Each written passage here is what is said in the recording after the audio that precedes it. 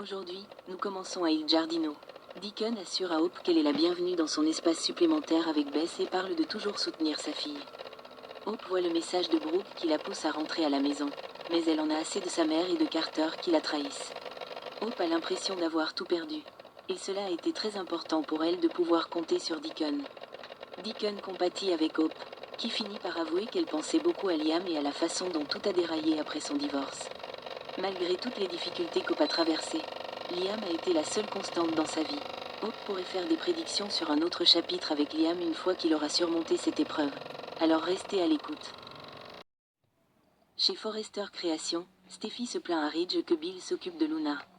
Comme Steffi veut aussi défendre Liam, elle se rend au manoir Spencer.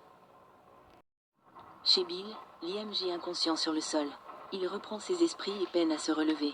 Il s'appuie sur une chaise et se tient debout, chancelant, en se frottant l'arrière de la tête. Il réalise qu'il saigne. Il se précipite vers la porte et parvient à sortir, où il s'effondre à nouveau et se cogne la tête contre le seuil.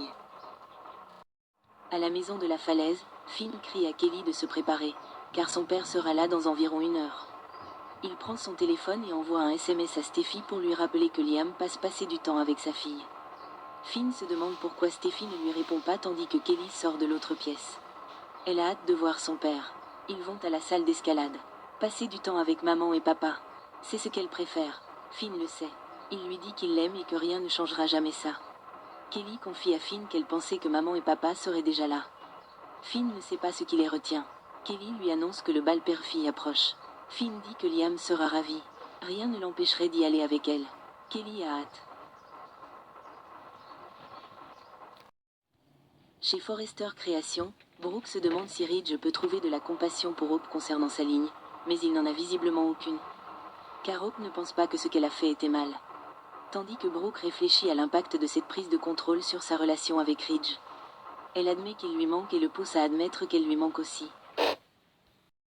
Chez Bill, Steffi découvre Liam inconscient et hurle « Liam ? Oh mon Dieu !» Elle appelle frénétiquement les secours et les supplie de se dépêcher. On lui dit de ne pas le déplacer avant l'arrivée des secours.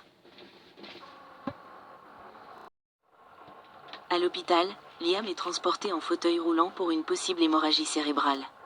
Steffi supplie le docteur Buckingham d'intervenir. Elle ne peut pas le perdre. Steffi suit Grace aux urgences, où elle pose des questions à Liam. « Savez-vous où vous êtes ? Que vous est-il arrivé ? Quelqu'un vous a fait ça ?» Liam ne répond pas et Steffi lui demande pourquoi il est insensible.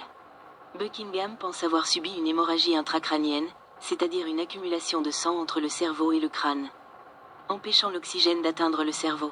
Il ne faut que quelques minutes aux cellules cérébrales pour mourir sans oxygène. Elle réclame un scanner tandis que Steffi dit à Liam qu'elle est là. Soudain, Liam s'immobilise. Le médecin et l'infirmière entrent en action tandis que Steffi hurle « Liam, Liam !»